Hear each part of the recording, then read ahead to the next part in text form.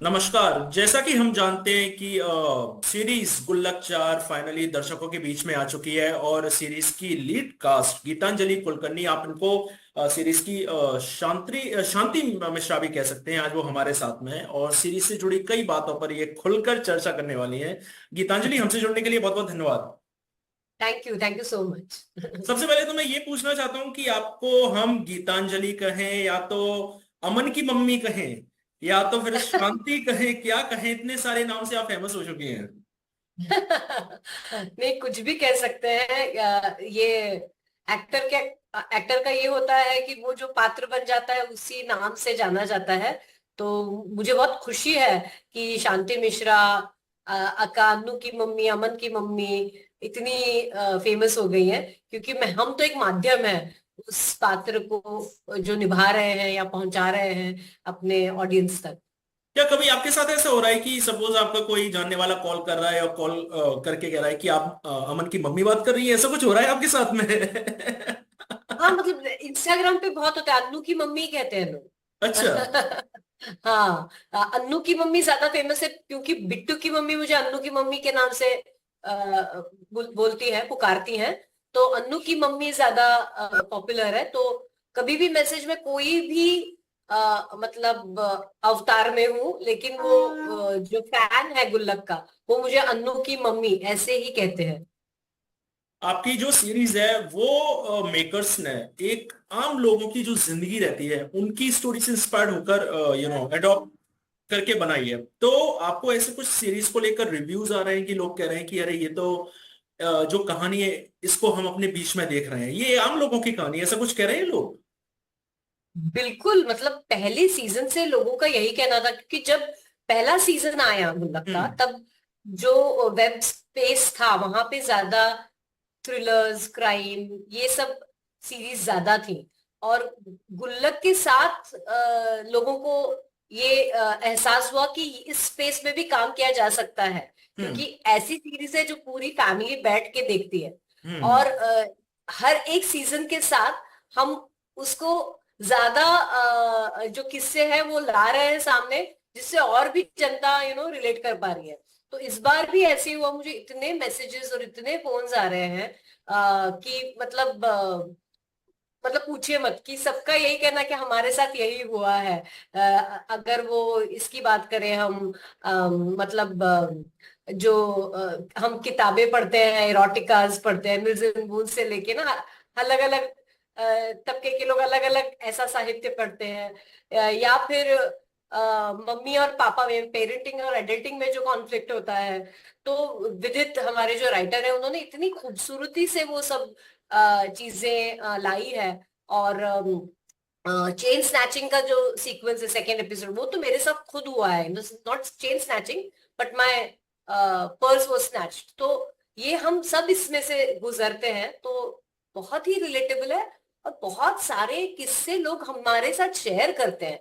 वो हम्म। बहुत खूबसूरत चीज होती है कि हम इसी इसमें से गए हुए हैं, इंसिडेंट से गुजरे हुए हैं। तो हम्म। जब ऐसा होता है कि हम किसी की जिंदगी का हिस्सा बन सकते हैं, हम ऐसा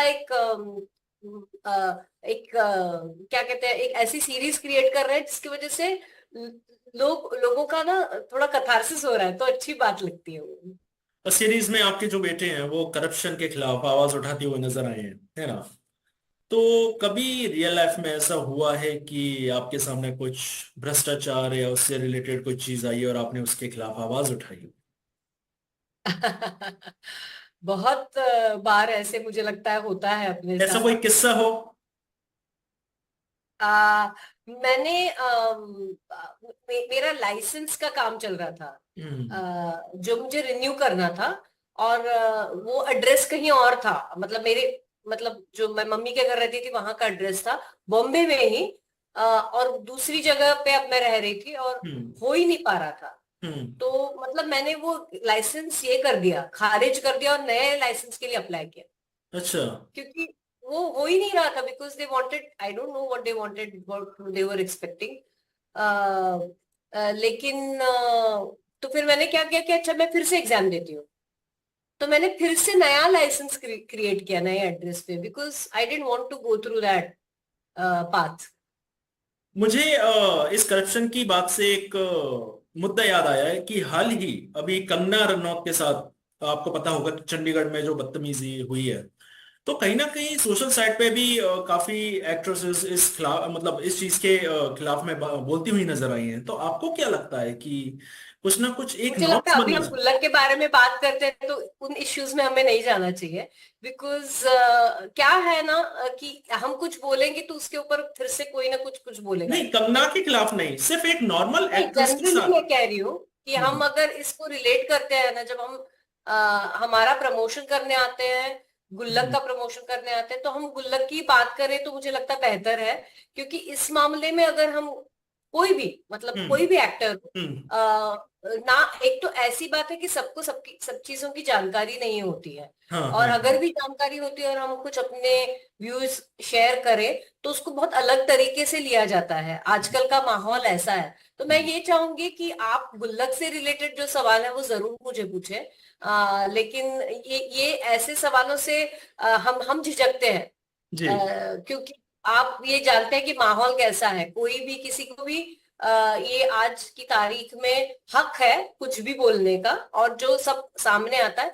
लेकिन इसका दूसरा भी ये है कि उसका हम पे, एज एक्टर्स हम पे बहुत असर होता है। तो जी। मैं नहीं चाहूंगी खुद को ऐसे जगह में रखना कि कोई भी आके अननेसेसरी मेरे स्पेस में आए, जो मेरा व्यू है। तो मैं कोशिश करती हूँ कि मैं इन मामलों के बारे में ज्यादा ना बोलूं, क्योंकि इससे कुछ फायदा, मेरे कहने से और ना कहने से हम्म। वैसे भी कुछ फायदा नहीं होने वाला।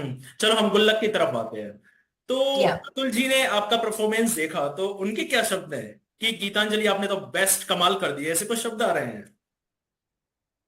सी, वो तो आते ही हैं, मतलब ऑडियंस इतनी खुश हो जाती है आपको देख के। लेकिन हाँ। मैं हमेशा, मेरे दिमाग में, बिकॉज मैं थिएटर से बिलोंग करती हूँ, तो मुझे जी। हमेशा ये इसका ये रहता है कि ये मेरा खुद का नहीं है। ये एक राइटर ने लिखा हुआ है, टीवीएफ जैसे बड़े प्रोडक्शन हाउस ने इसको सामने लाया हुआ है, बहुत सारे लोगों की मेहनत है। हम्म। श्रेयांश पांडे जो हमारे डायरेक्टर हैं, जो हम्म। सीजन 1 से जुड़े हुए हैं as a creative director, hmm. As an executive producer, hmm. उनकी बहुत मेहनत है इसमें। विदित त्रिपाठी, जैसे मैंने कहा, उन्होंने बहुत अच्छा लिखा हुआ है। हम्म। टीवीएफ की बाकी जो टीम है वो भी बहुत इनपुट देती है। अरुणव है, सोनी लिव भी बहुत मायने रखता है इन चीजों में, बिकॉज ऐसी सीरीज को उन्होंने एक प्लेटफॉर्म दिया है।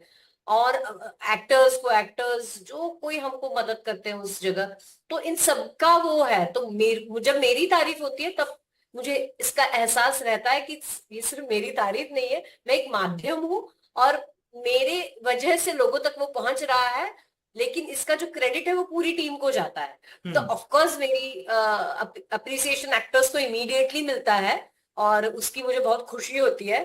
एक्टर्स को हमेशा चाहिए होता है कि सब लोग उन्हें प्रेज करे। कोई भी अगर वो बहुत वल्नरेबल होते हैं ना एक्टर्स, अगर कोई भी कह देता है कि हमें अच्छा नहीं लगा तो बहुत हम्म। बुरा लगता है, बहुत मुझे तो बुरा बुरा लगता है। क्योंकि मुझे हमेशा लगता है कि हम हमेशा ये कोशिश करें कि हम अपना जो फर्ज है एज एन एक्टर वो अच्छी तरह निभाएं, और वो जो पात्र है वो लोगों तक पहुंचे। लेकिन ये हो ही सकता है कि कभी कभी किसी को कुछ ना पसंद आए, तो फिर इंट्रोस्पेक्ट करना चाहिए। अगर कोई क्रिटिक कहता है या अगर कोई ऑडियंस कहता है कि हमें ये अच्छा नहीं लगा, तो इंट्रोस्पेक्ट करना चाहिए। लेकिन ज्यादातर मैं गुल्लक के बारे में यही कहूंगी कि जो प्रशंसा ही मिली है, अधिकतर प्रशंसा ही मिली है लोगों की। और मैं बता नहीं सकती, not just women but young boys and girls who share their parents story with me और जमील और all of us। तो ये जब यंगस्टर्स कनेक्ट होते हैं आपके कैरेक्टर्स से और आपके काम से, तो उसमें मुझे बहुत ज्यादा खुशी मिलती है। क्योंकि आपको भी एक वैलिडेशन चाहिए होता है नए जनरेशन से, कि आप कनेक्टेड हो, आप रिलेटेबल हो, आप मतलब एक रिडंडेंट नहीं होते जा रहे हो। जैसे जैसे अपनी उम्र बढ़ती है तो यू नीड दैट।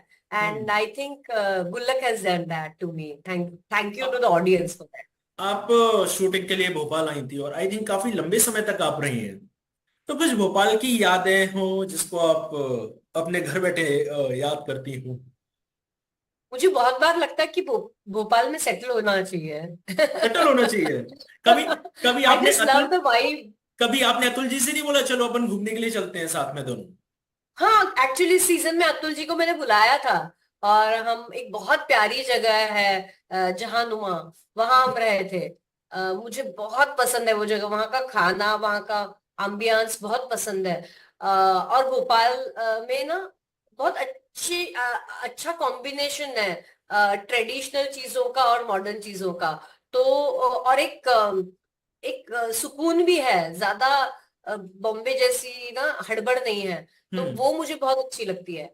और प्लस मॉडर्न एम्यूनिटीज भी है सब, मतलब ऐसा भी नहीं है कि आप कहीं गांव में रह रहे हो। हम्म। और खाना बहुत अच्छा मिलता है, तो ये मुझे बहुत अच्छी लगती है चीज। और एक ना मुझे लगता है वो जो एक संस्थान होते हैं ना जहाँ पे, उसका एक कल्चर होता है, एक लैंग्वेज, हम्म। एक मैनर्स एटिकेट्स जो होते हैं ना, हम्म। वो मुझे लगता है भोपाल में है। और एक मेरा कनेक्शन है भोपाल से। मेरे जो जीजा जी हैं, मेरे बहन के जो हस्बैंड हैं, सुहास भिलवाड़ीकर, वो भोपाल से हैं।